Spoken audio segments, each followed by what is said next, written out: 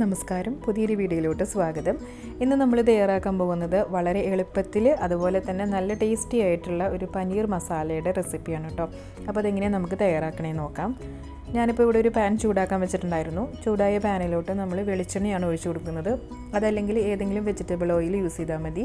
വെളിച്ചെണ്ണ ചൂടായി വരുമ്പോൾ ചെറുതായിട്ട് ചോപ്പ് ചെയ്ത് വെച്ചിട്ടുള്ള സവോള ചേർത്ത് കൊടുക്കുക. ഞാനിപ്പോൾ ഇവിടെ 2 സവോള എടുത്തിട്ടുണ്ട്.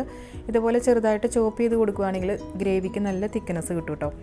ഇനി സവോളയ്ക്കൊന്ന് പെട്ടെന്ന് മുരിഞ്ഞ് വരാനായിട്ട് ഉപ്പ് ചേർത്ത് കൊടുത്തിട്ടുണ്ട്. എന്നിട്ടിത് ലൈറ്റ് ഗോൾഡൻ ബ്രൗൺ കളർ ആകുന്നത് വരെ നന്നായിട്ടൊന്ന് വഴറ്റി കൊടുക്കണം. ആദ്യമായിട്ടാണ് നിങ്ങൾ ഈ ചാനൽ കാണുന്നതെങ്കിൽ നിങ്ങൾക്ക് വീഡിയോകൾ ഇഷ്ടമാകുന്നുണ്ടെങ്കിൽ ലൈക്ക് ചെയ്യാനും ഷെയർ ചെയ്യാനും നിങ്ങളുടെ അഭിപ്രായങ്ങൾ കമൻറ്റ് ബോക്സിലൊന്ന് മെൻഷൻ ചെയ്യാനായിട്ട് മറക്കരുത് കേട്ടോ. അതുപോലെ തന്നെ സബ്സ്ക്രൈബ് ചെയ്യാതെ കാണുന്ന കൂട്ടുകാരാണെങ്കിൽ ഒന്ന് സബ്സ്ക്രൈബ് ചെയ്തിട്ട് സപ്പോർട്ട് ചെയ്യാം. സവോള ഒരു ലൈറ്റ് ഗോൾഡൻ ബ്രൗൺ കളർ ആവുന്നത് വരെ വഴഞ്ഞ് വന്നിട്ടുണ്ട്. ഇനി നമുക്കിതിലോട്ട് 2 പച്ചമുളകാണ് കേട്ടോ ഞാൻ ചേർത്ത് കൊടുത്തത്. അതുപോലെ തന്നെ 1 ടീസ്പൂൺ ഇഞ്ചി വെളുത്തുള്ളി പേസ്റ്റും ചേർത്ത് കൊടുത്തു. എന്നിട്ട് ഇതിൻ്റെ ഒരു റോ ഫ്ലേവർ മാറുന്നത് വരെ നന്നായിട്ടൊന്ന് വഴറ്റി കൊടുക്കണം. അതിനുശേഷം നമുക്കിതിലോട്ട് മസാലപ്പൊടികൾ ഓരോന്നായിട്ട് ചേർത്ത് കൊടുക്കാം.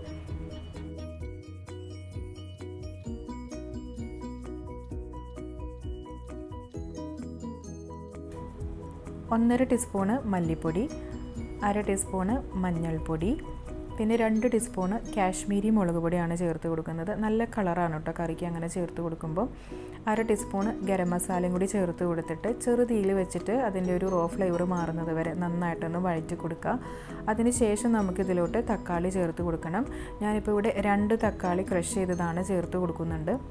തക്കാളി ചേർത്ത് കൊടുത്തതിന് ശേഷം ചെറു തീയിലിട്ടിട്ട് കുറച്ച് സമയം എടുത്ത് തന്നെ നമ്മൾ തക്കാളി നന്നായിട്ട് വേവിച്ചെടുക്കണം. തക്കാളിയിൽ നിന്നുള്ള വെള്ളമൊക്കെ വറ്റി വരണം. അതോടൊപ്പം തന്നെ എണ്ണയൊക്കെ നന്നായിട്ട് തെളിഞ്ഞ് വരുന്ന രീതിയിൽ നമ്മൾ കുക്ക് ചെയ്തെടുക്കണം കേട്ടോ. തക്കാളി ശരിക്കും വെന്ത് വന്നില്ലെങ്കിൽ കറിയുടെ ടേസ്റ്റ് തന്നെ മാറിപ്പോവും. അപ്പോൾ അതുകൊണ്ട് ടൈം എടുത്ത് തന്നെ നമ്മൾ തക്കാളി വേവിച്ചെടുക്കണം.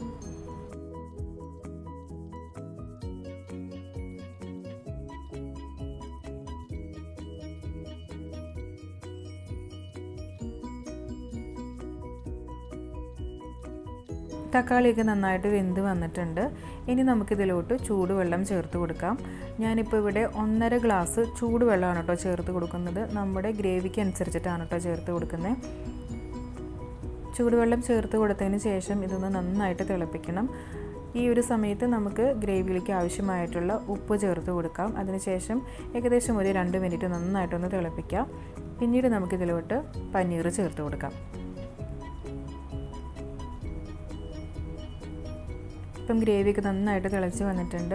ഞാനിപ്പോൾ ഇവിടെ 250 ഗ്രാം പനീറാണ് എടുത്തിരിക്കുന്നത് കേട്ടോ. ഇനി നമുക്ക് ഇതിലോട്ട് ചേർത്ത് കൊടുക്കാം. പനീർ ചേർത്ത് കൊടുത്തതിന് ശേഷം നന്നായിട്ടൊന്ന് ഇളക്കി മിക്സ് ചെയ്തെടുക്കുക. പിന്നെ നമ്മളൊരു 3-4 മിനിറ്റ് അടച്ച് വെച്ചിട്ടൊന്ന് കുക്ക് ചെയ്തെടുത്താൽ മതി. അപ്പോഴേക്കും നമ്മുടെ പനീറൊക്കെ നല്ല സോഫ്റ്റായിട്ട് തന്നെ വരും കേട്ടോ. ഇപ്പം 4 മിനിറ്റ് നമ്മളിതുപോലെ അടച്ച് വെച്ച് കുക്ക് ചെയ്തിരുന്നു. നമ്മുടെ പനീറൊക്കെ നന്നായിട്ട് സോഫ്റ്റായിട്ട് തന്നെ കുക്കായി വന്നിട്ടുണ്ട് കേട്ടോ. ഇനി ഇതിലോട്ട് ലാസ്റ്റായിട്ട് 1/2 ടീസ്പൂണ് ബട്ടർ ചേർത്ത് കൊടുക്കുക. 2 ടേബിൾ ടീസ്പൂണ് കുക്കിംഗ് ക്രീം, അതല്ലെങ്കിൽ കാഷ്യൂവിൻ്റെ പേസ്റ്റോ നല്ല തിക്കായിട്ടുള്ള കോക്കനട്ട് മിൽക്കോ ചേർത്ത് കൊടുത്താലും മതി. കുറച്ച് കസ്തൂരി മേത്തി ഇതുപോലെ നന്നായിട്ട് ക്രഷ് ചെയ്ത് ചേർത്ത് കൊടുക്കുകയാണെങ്കിൽ നല്ലൊരു ഫ്ലേവർ ആയിരിക്കും. പിന്നെ മല്ലിയിലയും കൂടി ചേർത്ത് കൊടുത്തു കഴിഞ്ഞിട്ടുണ്ടെങ്കിൽ നമ്മുടെ പനീർ കറി റെഡി ആയിട്ടുണ്ട്. അപ്പോൾ എല്ലാവരും ഒന്ന് ട്രൈ ചെയ്ത് നോക്കുക. നിങ്ങളുടെ അഭിപ്രായങ്ങൾ പറയാനായിട്ട് മറക്കരുത്. പുതിയൊരു വീഡിയോ ആയിട്ട് കാണാം. Thanks for watching.